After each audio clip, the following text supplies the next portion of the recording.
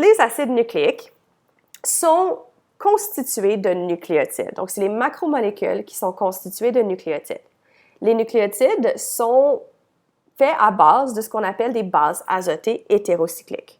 Donc, une base azotée, une des choses que j'aimerais vraiment mentionner, c'est que ce n'est pas la même chose qu'un acide aminé. On va voir que les deux contiennent de l'azote. Par contre, les acides aminés, on sait que ça, c'est dans les protéines, c'est le monomère des protéines, tandis qu'une base azotée, c'est ça qui va être dans un nucléotide. Un nucléotide va faire quoi? Bien, un nucléotide, c'est un monomère. C'est-à-dire que l'ADN ou l'ARN va être un polymère formé de nucléotides qui sont liés ensemble les unes aux autres par ce qu'on appelle une liaison phosphodiester. L'ADN et l'ARN sont des polymères linéaires de nucléotides, un petit peu comme les protéines sont des polymères linéaires d'acides aminés. L'ADN, comme vous savez, c'est ce qui permet la transmission de caractères héréditaires et ça contient des gènes qui, eux, peuvent ensuite donner de l'ARN qui, eux, vont être traduits en protéines. Donc, les gènes peuvent être exprimés parce que ça va donner éventuellement des protéines avec un intermédiaire qu'on appelle l'ARN. Donc, les deux types d'acides nucléiques que vous avez besoin de connaître dans le cours sont l'ADN, qu'on appelle l'acide désoxyribonucléique, et l'ARN, qui est l'acide ribonucléique. On va voir c'est quoi le lien avec le nom et les nucléotides bientôt. Si je commence à la base, les bases azotées sont dérivées de deux molécules, soit la pyrimidine, soit la purine. Vous n'avez pas besoin de les apprendre par cœur. Les bases azotées, il y en a 5. On a la cytosine, qu'on représente par la lettre C, l'uracile, qu'on représente par la lettre U, la thymine, qu'on représente par la lettre T, et l'adénine, qu'on représente par la lettre A, et la guanine, qu'on représente par la lettre G. La cytosine, l'uracile et la thymine sont toutes dérivées de pyrimidine. C'est pour ça qu'ils se ressemblent toutes et ressemblent à la pyrimidine. Mais ils ne sont pas exactement pareils. C'est ça qui va leur donner leur petite différence.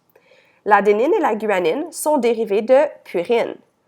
Donc, on appelle ça des bases puriques et elles se ressemblent, mais elles ne sont pas à 100% identiques.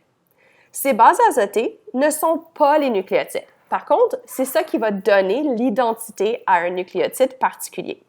Comment? Bien, parce que les bases azotées vont se lier à d'autres choses pour donner un nucléotide. La base azotée est liée à un sucre. Donc ici, c'est un sucre qui va être un sucre qui est soit ribose ou désoxyribose. Rappelez-vous qu'on a parlé des sucres ribose et désoxyribose quand j'avais parlé des glucides. C'était un des 5 monosaccharides que vous aviez besoin de connaître. Le ribose et le désoxyribose, ce sucre, c'est un pentose. Et on avait dit que pour identifier un ribose ou un désoxyribose, il fallait regarder le carbone numéro 2. Maintenant, si ceci est un sucre, on peut numéroter comme on l'avait fait avec le ribose et le désoxyribose quand on l'avait regardé en tant que sucre tout seul. C'est-à-dire que si je le numérote, ici, c'était mon groupement CH2OH que je mets en haut. Donc, mon carbone numéro 5, c'est celui-là qui est indiqué ici. Ça, c'est mon carbone numéro 5. J'avais aussi mentionné que de l'autre côté de mon cycle, où il y a mon oxygène, ça, c'était mon carbone numéro 1. C'est-à-dire que tu as ton carbone numéro 1, carbone numéro 2, carbone numéro 3, carbone numéro 4 et carbone numéro 5. Si on regarde le carbone numéro 2, ici, on n'a pas de OH. Le fait qu'on n'a pas de OH nous indique que c'est un sucre qui est désoxyribose. Donc, c'est un sucre désoxyribose et non un sucre ribose. Donc, ce nucléotide est un nucléotide à ADN. Je vais revenir sur cette idée-là un petit peu plus tard. Un nucléotide doit donc avoir une base azotée, donc base azotée, liée en position 1. Ensuite, en position numéro 5, il va y avoir un groupement phosphate. Donc, dans le fond, les nucléotides sont ce qu'on appelle un nucléoside, mais ça, je ne l'expliquerai pas, qui est phosphorylé. Phosphorylé, ça indique qu'on a ajouté un phosphate. Et ça, c'est le phosphate qui a été ajouté. Il a été ajouté au carbone numéro 5 de ton sucre, qui est un désoxyribose dans cette situation-ci. Et en position 1, c'est là où tu as ta base azotée. Ça nous donne une molécule qui est un nucléotide qu'on appelle l'adénosine 5'. 5', c'est pour indiquer que le phosphate a été ajouté sur le carbone numéro 5. Donc 5' mono, parce qu'il y a juste un phosphate, donc monophosphate, en position numéro 5 de ton sucre. S'il y avait plus qu'un phosphate, on mettrait peut-être di pour 2, tri pour 3. Mais le phosphate d'un nucléotide va toujours être sur le carbone numéro 5 de ton sucre, qui est ici un désoxyribose, parce qu'il n'y a pas de OH. Cette molécule, c'est un nucléotide qui est l'adénine, ou des fois on peut l'appeler l'adénosine monophosphate. Si on regarde la molécule d'ADN, la molécule d'ADN, c'est un polymère de désoxyribonucléotide. Désoxyribonucléotide, ça nous indique que le sucre, c'est le désoxyribose. C'est-à-dire que l'ADN va avoir des nucléotides qui, sur le sucre désoxyribose, ne va pas avoir de OH sur le carbone numéro 2. Ça, c'est l'ADN. Ces sucres désoxyribose, avec le phosphate et avec la base azotée, donc le nucléotide, vont être liés ensemble pour former une longue chaîne d'ADN par des liaisons qu'on appelle des liaisons 3', 5' phosphodiester, ou des fois, on va les appeler des ponts 3', 5' phosphodiester. Ça, ces ponts-là, c'est ça qui lie les nucléotides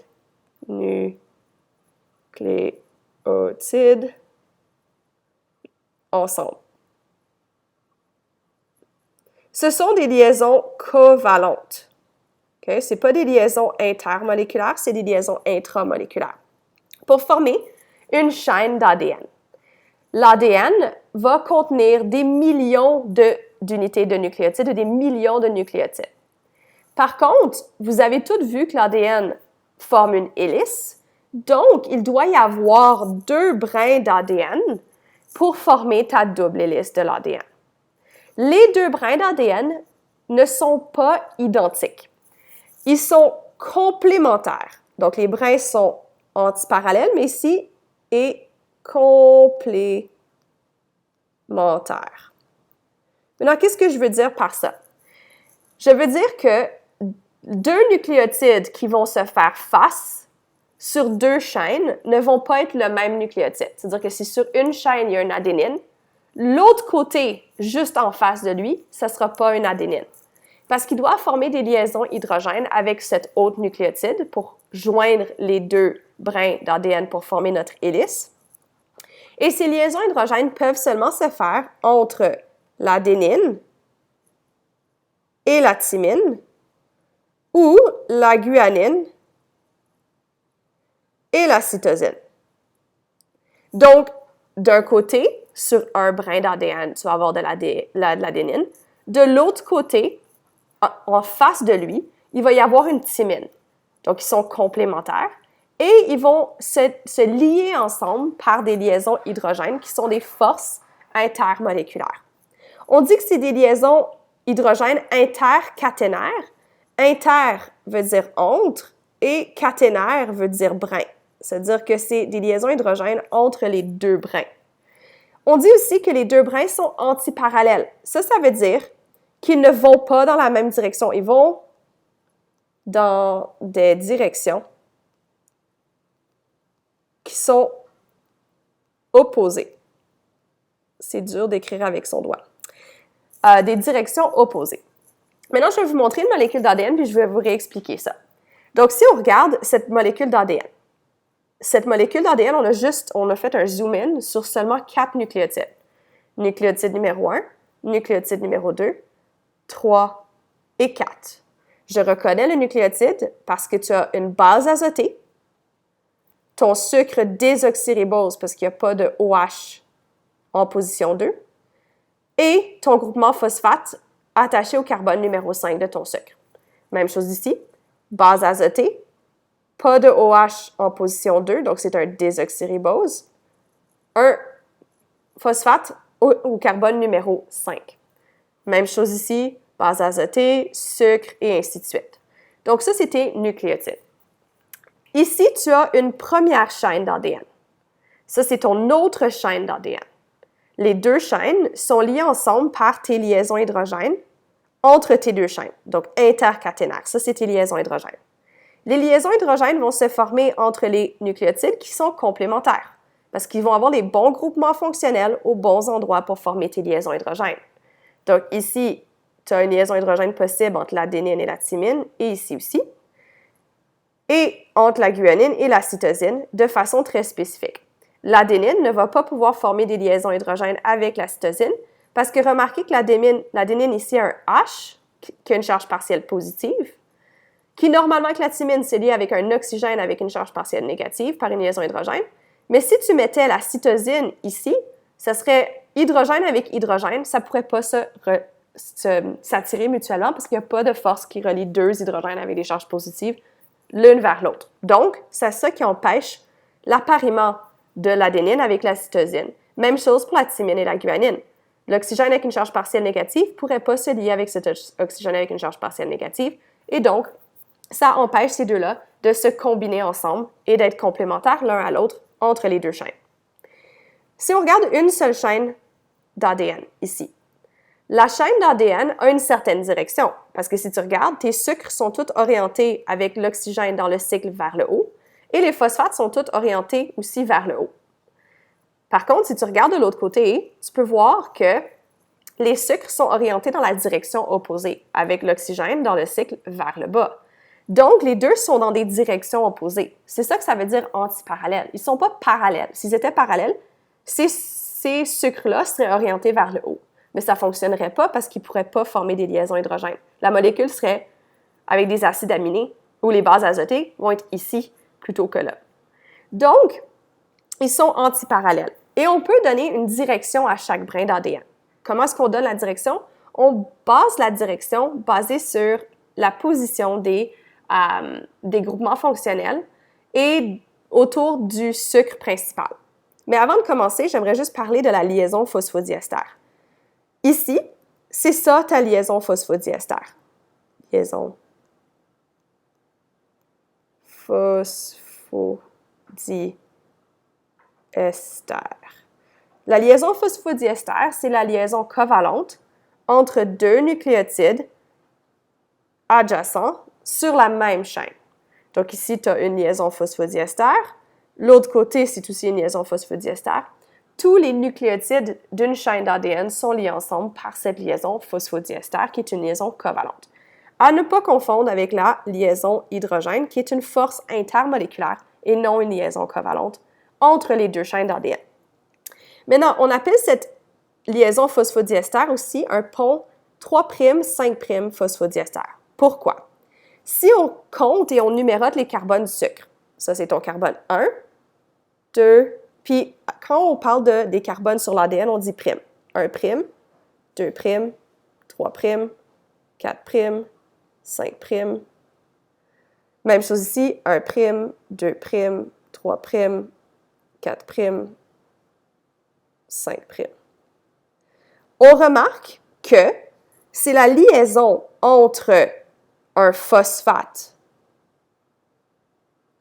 qui est lié au 5' et un groupement hydroxyde qui était en 3'. Le phosphate, rappelez-vous, si on revient en arrière à ton nucléotide,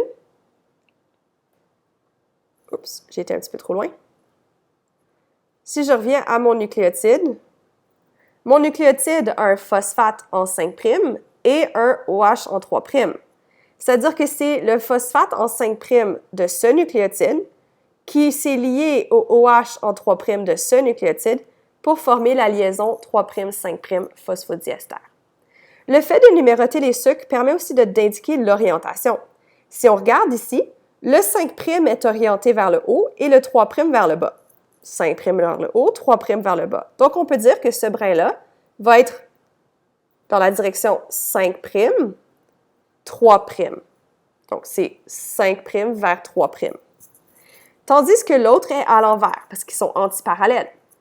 Si je numérote, ça c'est mon 1', 2', 3', 4', 5'. Même chose, 1', 2', 3', 4' et 5'. Tu as encore la formation d'une liaison phosphodiester entre le phosphate en 5' et le OH en 3' d'un autre nucléotide. Mais si tu regardes, le 3' est maintenant orienté vers le haut et le 5' vers le bas. Donc, c'est l'orientation 3', 5', et donc sont antiparallèles dans des directions opposées. L'ADN va donc former une double hélice où tu vas avoir ton squelette de base qui, lui, va avoir tes sucres et tes liaisons phosphodiester. Et au centre de l'hélice, tu vas avoir tes bases azotées qui vont être complémentaires et qui vont se relier ensemble l'un à l'autre par des liaisons hydrogène. La molécule d'ARN, elle, c'est un polymère de ribonucléotide, pas de désoxyribonucléotide. Donc ici, ribonucléotide, ça veut dire qu'il y a un OH en position 2' du sucre, qui est un sucre ribose, que l'on a déjà vu quand on a parlé des glucides et des monosaccharides. Donc, c'est un polymère de ribonucléotide. Ce polymère de ribonucléotide va quand même se former par la formation de liaisons phosphodiester 3', 5', comme avec l'ADN. Mais l'ARN va être seulement un seul brin. Tu n'auras pas 2 brins pour l'ARN. Par contre, l'ARN peut quand même se replier sur lui-même et former des liaisons hydrogènes entre ces bases azotées qui sont complémentaires pour former des structures secondaires qui peuvent être de plus en plus complexes. Il existe plein de différents types d'ARN. Celui-là qui permet de faire des protéines à partir d'un gène, c'est l'ARN messager. Mais il existe aussi de l'ARN de transfert et de l'ARN ribosomique. Et on va parler plus spécifiquement de ces ARN-là plus tard. Mais si on regarde une molécule d'ARN, on peut voir que c'est une molécule qui est simple brin, où tu as ton squelette de base qui est formé de tes sucres qui sont des sucres riboses et non désoxyriboses. Peut-être on pourrait indiquer ici qu'en position 2, tu vas avoir ton OH. C'est peut-être pas indiqué ici, mais c'est pas grave. Mais au lieu d'être comme ce nucléotide qui est ici, tu aurais juste la seule différence entre les deux, c'est qu'il y aurait un OH ici au lieu d'un H. Et l'autre différence que j'ai peut-être pas mentionné, c'est que quand on regarde les bases azotées, les nucléotides qui contiennent de la thymine sont seulement trouvés dans l'ADN. Donc, si je dis dans quoi on peut les retrouver, lui, on peut retrouver dans ADN et l'ARN. Lui, on peut seulement le retrouver dans l'ARN. Lui, on peut seulement le retrouver dans l'ADN. Lui, on peut trouver dans l'ADN et l'ARN. Et lui aussi, ADN et ARN. Et dans le fond, l'uracile et la thymine sont pas interchangeables, mais s'il y a une thymine dans l'ADN, l'ARN, elle, va avoir une uracile à sa place. Donc ça serait une autre différence que je vais aussi mentionner plus en détail quand je vais parler de l'unité de génétique.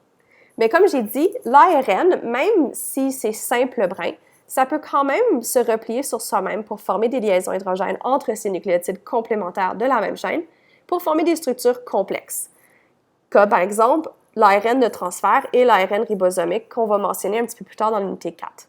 Mais comme vous pouvez voir, elle s'est repliée sur elle-même parce que tu as des liaisons hydrogènes qui vont se faire entre ces nucléotides qui sont complémentaires de la même chaîne. On sait que c'est la même chaîne parce que si tu mets ton doigt ici, tu peux suivre la chaîne du début jusqu'à la fin. Donc, même si elle crée des hélices et des structures secondaires, elle va être une seule chaîne, tandis que l'ADN, tu en as vraiment 2.